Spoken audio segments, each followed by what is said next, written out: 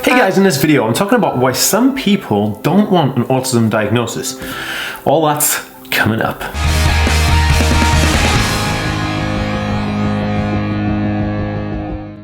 Hey guys, welcome back to the Aspie world. My name is Dan. I have autism, ADHD, OCD and dyslexia, and I make weekly videos on this type of content. So if you're new around here and you'd like to learn more, remember to hit that subscribe button by clicking that notification bell down below.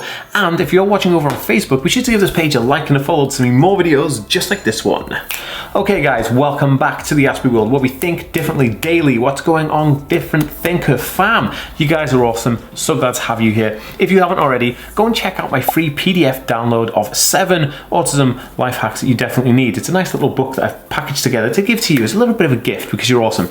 The link will be in a card above here, on the end slate, and also in the description down below of this video, so you can go and download that and help improve stuff in your life, which is super awesome. Oh, and also, if you want to get in touch with me, head over to Instagram and Twitter, give me a follow. I read and respond to every single tweet, DM, comment, and message that I get, so yeah, why not do that? Okay guys, so I wanted to do this video because I wanted to have like a discussion, like a sit down video, like, hey guys, what's going on? I'm just gonna grab a thing here and just, you know, hang out with you all. You know, it's a beautiful day outside. I'm about to go for a run, a jog. As any of you guys follow me on Snapchat and Instagram, you guys know that I'm an avid jogger. I jog 6 miles every time I go out. But the thing is, I wanted to do this video because there are some people in the world who don't want an autism diagnosis, even though they are on the autism spectrum, and that's absolutely fine. But what is the reason behind that? And there is a reason behind that, you know. And I think that we don't talk about it enough because we always talk about how to get diagnosis. We always talk about like how to get help, how to access this, whatever. But we don't really talk about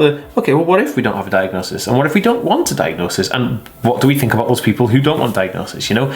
And again, it's down to choice. It's all down to preference and their choice, and that's absolutely fine. And I salute anybody for doing anything that they feel is right, because you got to do what you think is right. It's your life at the end of the day. Nobody can tell you how to live it. So, I forgot to mention, guys, I'm looking at these autism alert cards. These are really cool. You can get these on my website. I'll leave a link for this in the description below. But these are basically just cards that on the back has like personal contact details and a list of all the things that a person with an autism spectrum disorder could potentially display. So you can like show this to police people as well. But this is a personalized laminate card. These are really cool actually, guys. And if you want one, like I said, the link's down below. And yeah, people love these. I sell a lot of these. So yeah, they're only like £5. So yeah, check it out. Okay, so why do people not want an autism diagnosis? Well, let me talk about the things that autism diagnosis can help with or bring. So if someone has a diagnosis of autism, then they will be able to have access to help, support and therapies because of the fact they have there's like a legal obligation to help disabled people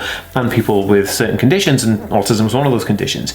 Now, say you're a mother and your child has an autism spectrum condition, and then they get diagnosed, then you can apply to have them attend like special schools, or you can attend meetings, and you can have access to therapists and doctors and people who can help you with your life and your life style whilst being on the autism spectrum. You know, that's what they're there for. But rather than like anybody having access to them, people who have the diagnosis will have access to them. So up until that point, the parents might have struggled because they're trying to you know, provide for their kid, they're trying to get the best for their kid. But of course, at this moment in time, your kid doesn't have a diagnosis, you can't access that therapy even though they really need it, and you can't access things like respite or whatever, you know, whatever it is, because that help and support isn't available to you because you don't have that legal documentation. But obviously a legal document from a medical body of a diagnosis, an official diagnosis, will give you access to that help and support. Maybe it's financial, maybe you need it for insurance purposes, maybe who knows what it is, but it will definitely be needed, and that's okay. That's absolutely fine. People need that, you know. You know, I had an official diagnosis because I had, you know, those issues going on in my life, and I was going through therapies and different types of doctors, and then I had the diagnosis, and then it was kind of like, oh yeah, that kind of moment for me.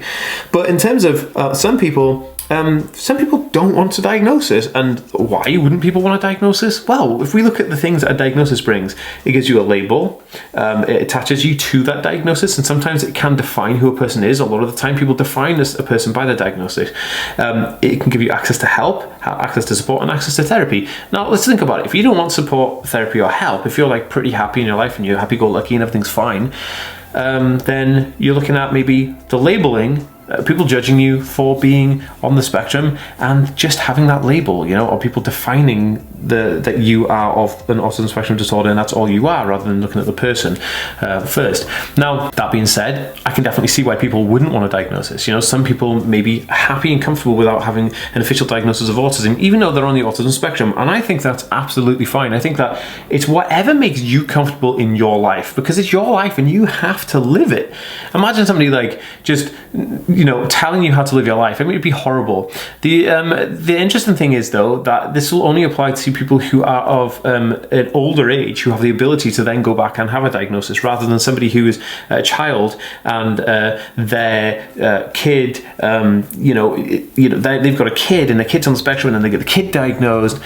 It's different then, because the kid doesn't have a say in that, but the kid definitely needs the help, you know. And sometimes it's that parents may think like, oh, my kid might be on the spectrum, but we don't need access to any help or support at the moment, you know, they're doing just fine, and then they never get that diagnosis. So it's a very interesting concept. But one thing we should all remember is that if people are not going for a diagnosis of autism, I guess self-diagnosing isn't a thing that they should do either, because if you're self-diagnosing, it's just like diagnosing, but then you're going to get all kind of criticism that comes along with that, saying like, well, if you have a self-diagnosis of autism, why don't you get a professional diagnosis of autism? And that kind of just leads into like mucky grey water, and people get kind of opinionated, and there's all kinds of stuff that goes with it. So I say, just do you, do your life, be you. If you want a diagnosis, go for it. If you don't want one, then don't go for it. Just live your life, whatever makes you happy, and whatever works, really. I think like that's the best thing we can do, and so all we can ask for is being people. But this is typically why some people don't want to do it, because maybe they don't need the support, maybe they don't need the help, maybe they don't want the therapy, and that's absolutely fine. You know, I personally get a lot out of the support and therapy that I receive from having a diagnosis, because I think that I need it, you know. But maybe in the future maybe I won't need it, but at the moment I do need it, and I don't mind having a diagnosis. I don't mind having that, you know, a label attached to me or whatever, because to me it's empowering, and that's how I feel about it, and that's a good thing for me, but it may not be a good thing for everybody else. So we have to be mindful of that and just kind of give people that care. And also, we should never pressure somebody into forcing them to have a diagnosis, because it's down to them at the end of the day. You know, even if you think that they're 100% on the spectrum, it's still down to them. If they don't want to get a diagnosis, then they don't have to, and that's absolutely fine. Guys, if you think this video was educational and supportive for somebody, can you please share it on Facebook and Twitter? Give it a thumbs up, that'd be super awesome. If you have anything to add to this conversation flow, pop it in a comment down below, and I'll see you next time, guys. Peace.